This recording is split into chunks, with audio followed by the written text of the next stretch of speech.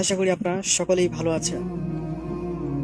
দেখুন, কিয়ামতের দিন বাচ্চাদের হাসরের মাঠ থেকে কিভাবে একটি লোক বাচ্চাদেরকে আল্লাহর উছিলায় জাহান্নাম থেকে বেচতে রাস্তার উপরে সে শুয়ে পড়েছে এবং সে বাচ্চাগুলো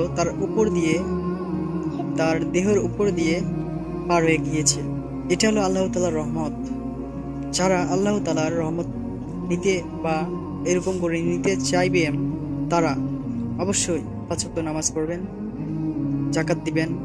এই যে কোরবানি ঈদ এসেছে, আপনাদের আশেপাশে কত লোক রয়েছে যারা একটুকু গোস্ত খেতে পায় না, তাদেরকে খোঁজ খবর নেবেন, গোস্ত দিবেন, মাংস দিবেন এবং সাহায্য করবেন। রাস্তায় কোনো ভিক্ষুক বা কেউ থাকলে তাদেরকে সাহায্য করবেন কোরবানি ঈদে এবং জাকাত অবশ্যই দিবেন।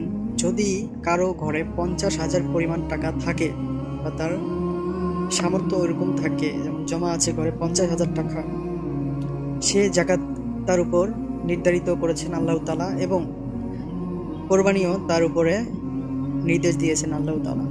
আশা করি আমরা বুঝতে পেরেছি।